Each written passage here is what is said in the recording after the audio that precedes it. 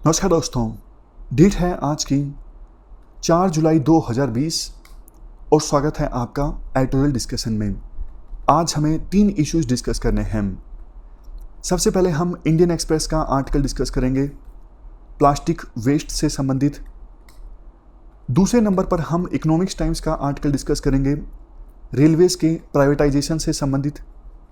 और तीसरे नंबर पर हम हिंदू का आर्टिकल डिस्कस करेंगे रूरल एरियाज में वुमेन वर्कर्स के बारे में। चलिए डिस्कशन स्टार्ट करते हैं। First important article plastic pollution से संबंधित है। आप जीएस पेपर 3 के इस टॉपिक से आर्टिकल को रिलेट कर सकते हो। इन्वायरमेंट में प्लास्टिक वेस्ट के जमा होने से होता है plastic pollution. Un plastic collective की स्टडी के अनुसार हमारे देश में हर साल 9.46 million ton plastic waste generate होता है और इसमें से ऑलमोस्ट 40% प्लास्टिक वेस्ट को तो देखो कलेक्ट ही नहीं किया जाता, इकट्ठा नहीं किया जाता। और जितना वेस्ट हम जनरेट करते हैं एक साल में, इसमें से 43% प्लास्टिक का इस्तेमाल होता है पैकेजिंग के लिए। और इसमें से ज़्यादातर जो प्लास्टिक होता है वो सिंगल यूज़ प्लास्टिक होता है। जैसे प्लास्टिक की थैली हो गई, सिर्फ एक बार के लिए दुकान से घर तक सामान ले जाने के लिए उसका इस्तेमाल हुआ, बाद में फेंक दिया गया, ऐसा प्लास्टिक होता है सिंगल यूज़ प्लास्टिक। प्लास्टिक के टाइप्स की बात करें, माइक्रो प्लास्टिक्स के बारे में आपने सुना होगा। ये देखो प्लास्टिक के वो पीसीज होते हैं, वो टुकड़े होते हैं जिनका साइज़ 5 मिलीमीटर से कम होता है। माइक्रो प्लास्टिक्स में माइक्रो बीड्स भी आ जाता है। माइक्रो बीड्स के बारे में यूपीएससी ने क्वेश्चन भी पूछा था 2019 के प्रीलिम में।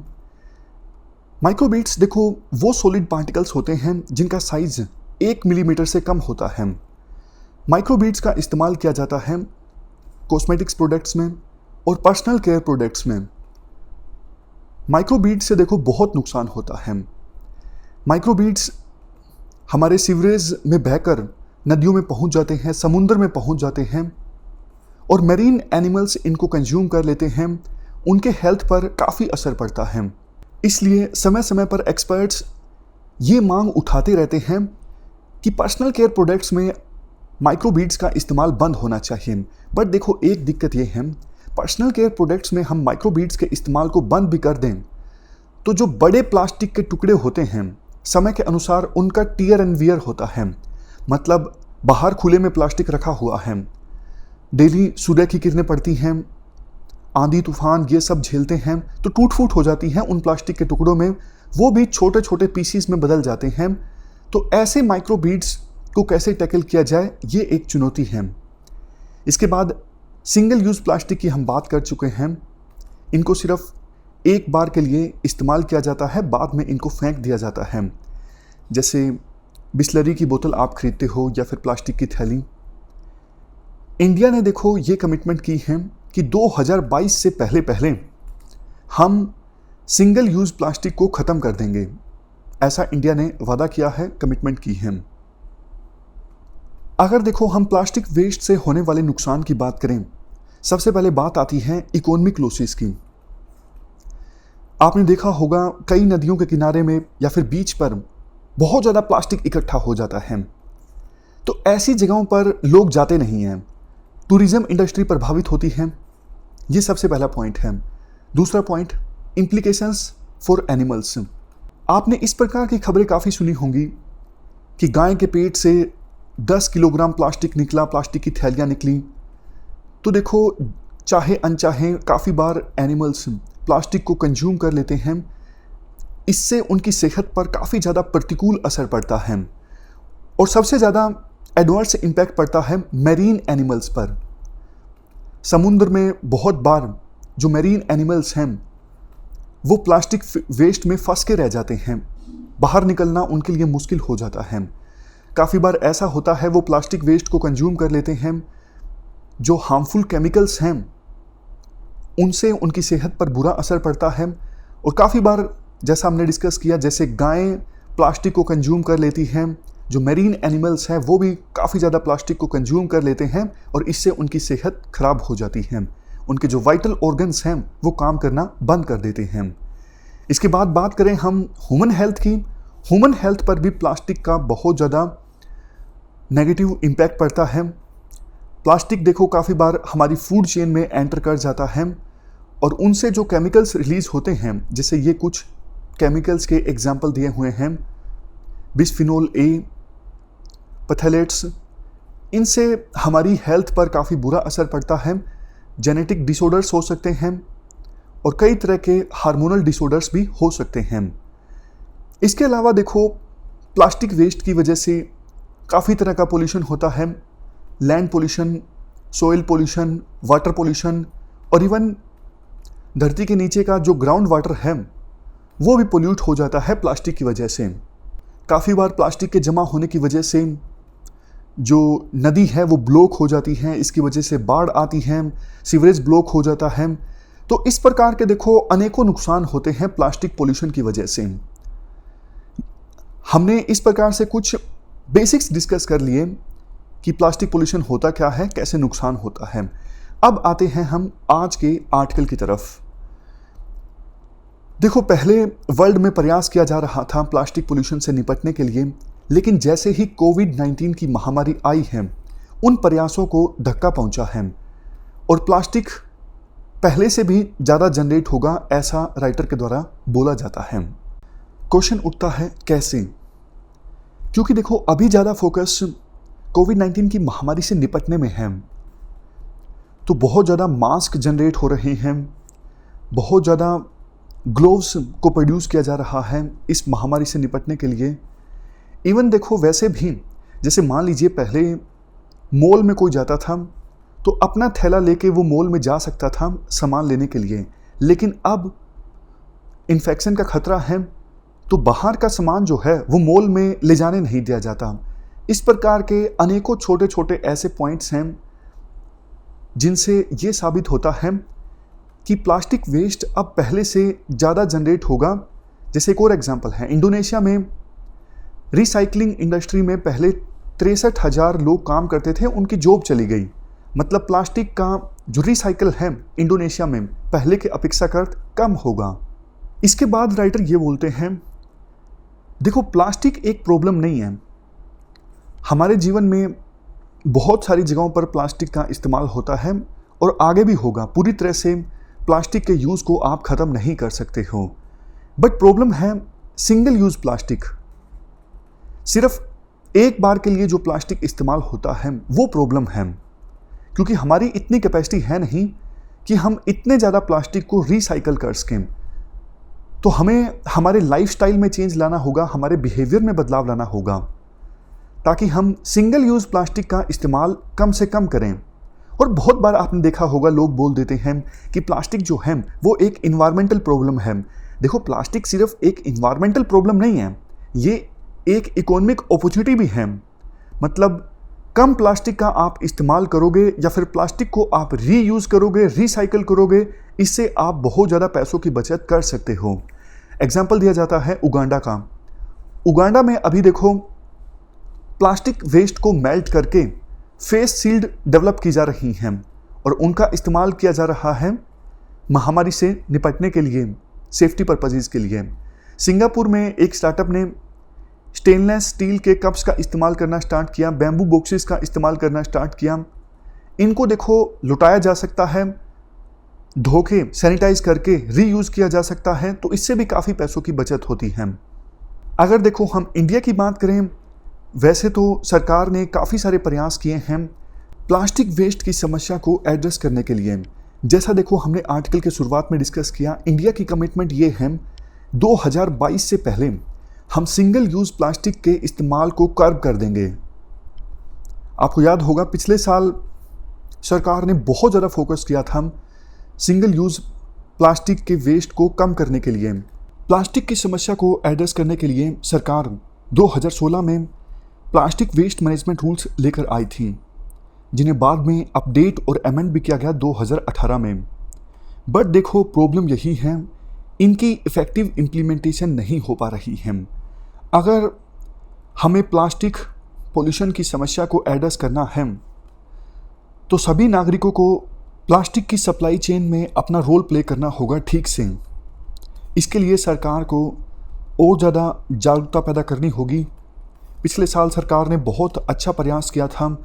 अभी देखो रूरल इंडिया हमारा ओपन डेफिकेशन फ्री हो चुका है, तो नेक्स्ट फोकस ये हो सकता है सिंगल यूज़ प्लास्टिक के इस्तेमाल को कर्ब करना।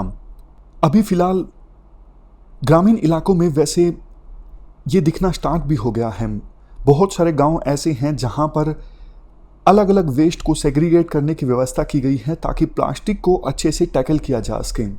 लास्ट में एक बार राइटर फिर से बोलते हैं, देखो आज नहीं तो कल हम कोविड-19 के लिए वैक्सीन खोज ही लेंगे, और अगर 7.8 बिलियन लोगों को वो वैक्सीन दी जाएगी, मान के चलें इसके लिए सिंगल यूज़ प्लास्टिक सिरिंज का इस्तेमाल होगा और हर एक प्लास्टिक सिरिंज में 0.052 ग्राम का सिंगल यूज़ प्लास्टिक यूज़ होगा।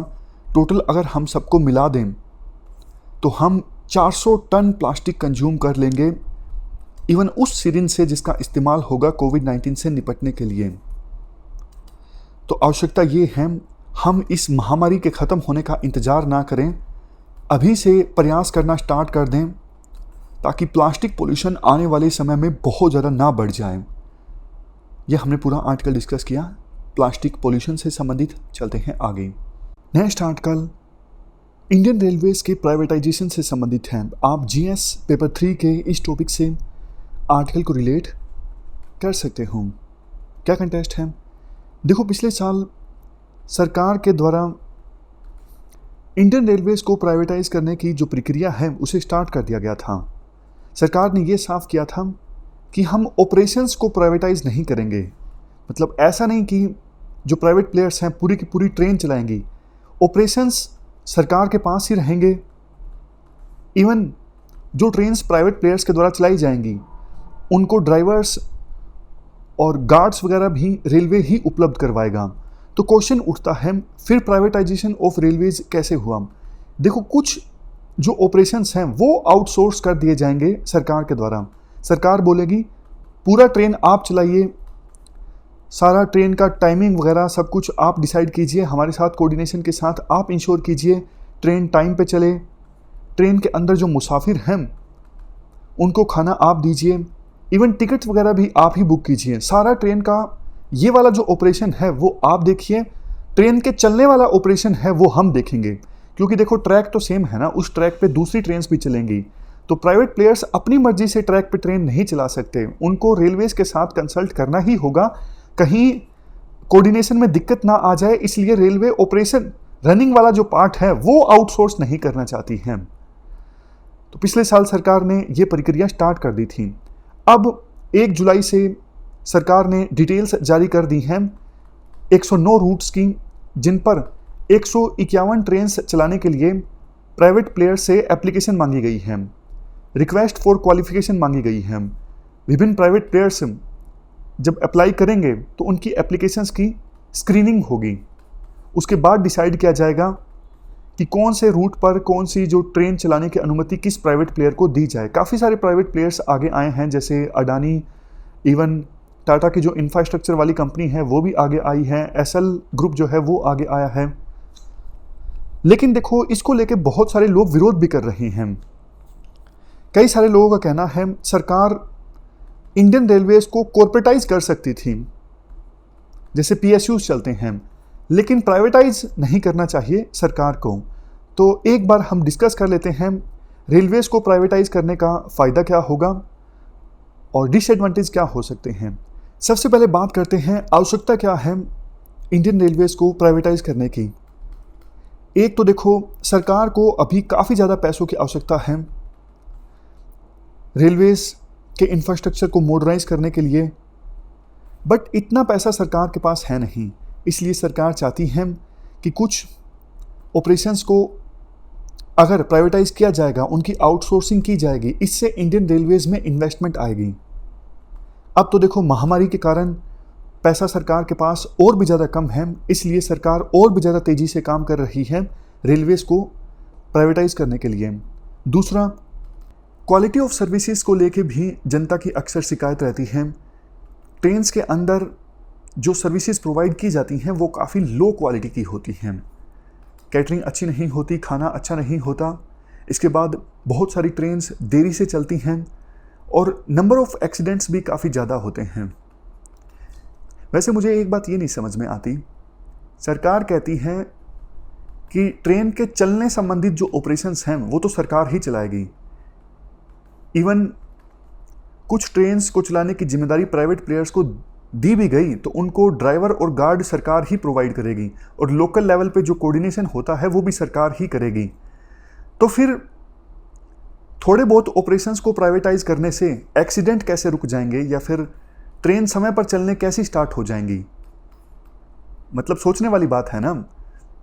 आवश्यकता में जब ये बोला जाता है कि एक्सीडेंट्स अभी फिलहाल ज़्यादा होते हैं, थोड़े बहुत ऑपरेशंस को प्राइवेटाइज कर दिया जाए तो क्या एक्सीडेंट रुक जाएंगे?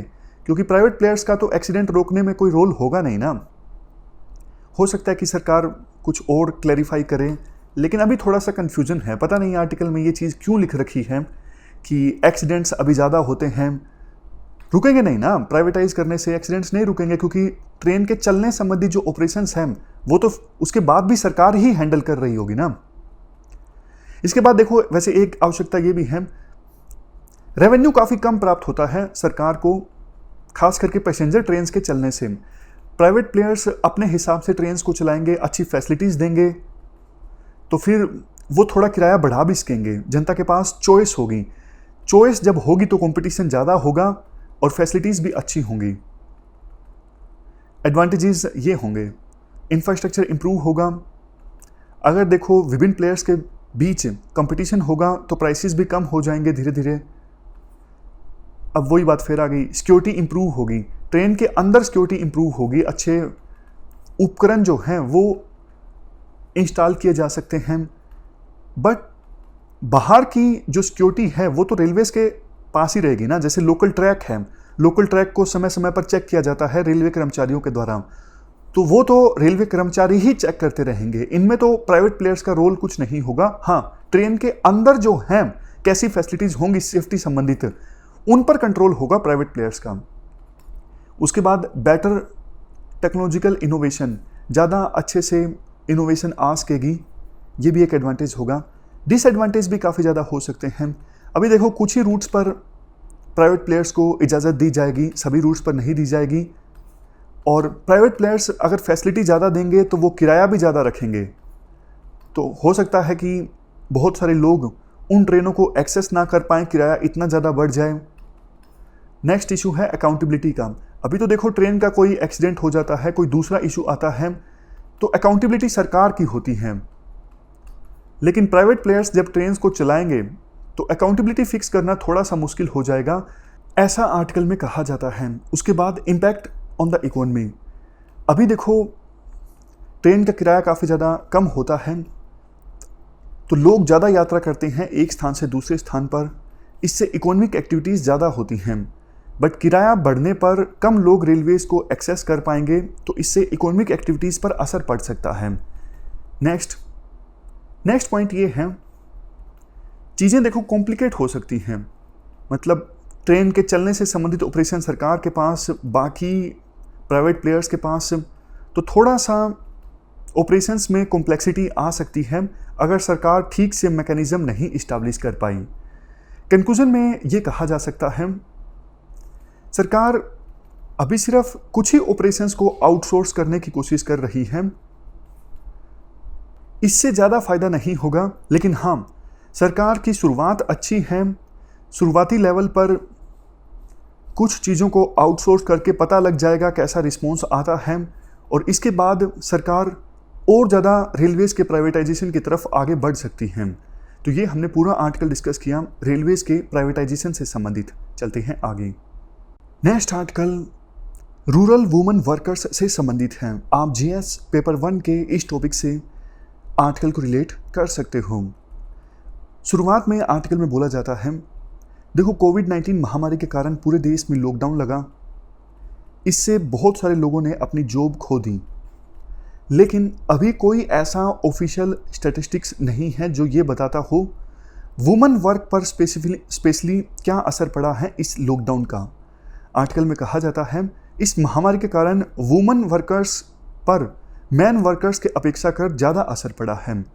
जैसे रूरल कैजुअल वर्कर्स की हम बात करें इस लॉकडाउन के बाद 59% रूरल कैजुअल वर्कर्स ने अपना काम खो दिया, लेकिन वुमेन वर्कर्स के लिए ये संख्या 71% है। इसके बाद राइटर के द्वारा कहा जाता है, अगर देखो हम एनालाइज करें इस लॉकडाउन का, इस महामारी का रूरल वुमेन वर्कर्स पर क्या असर हुआ, उससे पहले हम ये जानते हैं कि महामारी से पहले कैसी सिचुएशन थी। एक सर्वे कंडक्ट किया गया था फाउंडेशन फॉर एग्रेरियन सर्वे के द्वारा। इसी का डेटा इस्तेमाल करते हुए राइटर चीज़ों को एनालाइज करती हैं। राइटर कहती हैं, महामारी से पहले हमने सर्वे में पाया था पीजेंट्री की सभी सेक्शंस की जो महिलाएं हैं, कुछ रीजनल एक्सेप्शंस के साथ, वो घर से बाहर किसी ना किसी पेड वर्क में पार्टिसिपेट करती हैं। तो जब हम पोटेंशियल वर्कफोर्स की बात करें, हमें रूरल हाउसहोल्ड्स के सभी सेक्शंस की महिलाओं को इंक्लूड करने की आवश्यकता है, ना कि सिर्फ वुमेन फ्रॉम रूरल लेबर या फिर मैनुअल वर्कर हाउसहोल्ड्स। ये देखो कुछ प्रोसीजरल बातें हैं, इतना ज़्यादा इंपॉर्टेंट नहीं है, मतलब इतनी डेप्थ वाली बातें हैं जिनको आंसर में इस्तेमाल करना रिलेटिवली डिफ़िकल्ट है। इसके बाद कुछ और बातें जो राइटर ने महामारी से पहले अपने सर्वे में पाई थी, जो रिलेटिवली यंगर वुमेन हैं रूरल एरियाज़ में, वो ज़्यादा एजुकेटेड हैं, जाहिर तौर पर वो गांव में काम नहीं चाहती हैं, क्योंकि वो एजुकेटेड हैं, वो स्किल्ड वर्क चाहती हैं और स्किल्ड वर्क गांव में अवेलेबल नहीं होता। तो जो महिलाएं जिनकी एज ज़्यादा होती हैं, वो गांव में मैनुअल लेबर में ज़्यादा लगी होती हैं। नेक्स्ट पॉइंट, महिलाओं के जो वेजेस हैं मैन के वेजेस की अपेक्षाकृत काफ़ी ज़्यादा कम हैं, खास करके नॉन एग्रीकल्चर टास्क में। सबसे लास्ट में, महिलाओं के द्वारा काफ़ी ज़्यादा काम किया जाता है रूरल एरियाज़ में। घंटे बताए हुए हैं। लीन सीज़न मतलब खेती का सीज़न ना हो तो 61 से लेके 88 घंटे तक एक हफ्ते में काम किया जाता है महिलाओं के द्वारा। और कभी कभी जब पीक सीज़न हो, फसल की कटाई चल रही हो मान लीजिए, तो ये आवर्स मैक्सिमम 91 तक पहुंच जाते हैं, यानी एक दिन में 13 घंटे काम देखो काफ़ी हो जाता है। अगर फील्ड्स हैं फैमिली के पास तो खेत का काम हो जाता है। अगर कुछ दूसरी एग्रीकल्चर एलाय एक्टिविटीज़ हैं, मान लीजिए पशु हैं, तो उनका भी काम हो जाता है। इसके अलावा घर का केयर रिलेटेड काम तो होता ही है। तो इस प्रकार से हमने कुछ उन बातों को डिस्कस किया जो राइटर ने फाइंड आउट किया था महामारी से पहले अपने सर्वे में। अब बात करते हैं कि महामारी का क्या असर हुआ वुमेन वर्कर्स पर रूरल एरियाज़ में। देखो, वो एरियाज़ जहाँ पे एग्रीकल्चर रेन फेड है, वहाँ पे तो लीन सीज़न था मार्च से लेके मई के बीच में, तो काम पर इतना ज़्यादा असर नहीं पड़ा। लेकिन वो एरियाज़ जहाँ पर इरिगेशन की सहायता से एग्रीकल्चर होता है, वहाँ पर भी मेनली जो ऑपरेशंस होते हैं मैकेनाइज्ड हैं, तो यहाँ पर भी ज़्यादा असर नहीं पड़ा। लेकिन जहाँ पर वेजिटेबल्स, फ्रूट्स, यहाँ पर ये सब चीज़ें उगाई जाती हैं, इन जगहों पर फैमिली लेबर का इस्तेमाल ज़्यादा होता है और हायर्ड लेबर का इस्तेमाल कम होता है। और महामारी के कारण तो हायर्ड लेबर का इस्तेमाल और भी ज़्यादा कम हुआ, इस डर के साथ कि बाहर से कोई मज़दूर हायर किया जाएगा तो उससे इन्फेक्शन ना फैल जाए। इन सब चीज़ों को हम मिला दें तो राइटर ये बोलते हैं कि लॉकडाउन के बाद या फिर लॉकडाउन के दौरान महिलाओं के लिए एग्रीकल्चर में एम्प्लॉयमेंट कम ही अवेलेबल था। उसके बाद बात करें एग्रीकल्चर एलाइड एक्टिविटीज़ की, जैसे फिशरीज़, एनिमल रियरिंग, फ्लोरिकल्चर, इन सब पर लॉकडाउन का प्रतिकूल असर पड़ा, एडवर्स इम्पैक्ट पड़ा।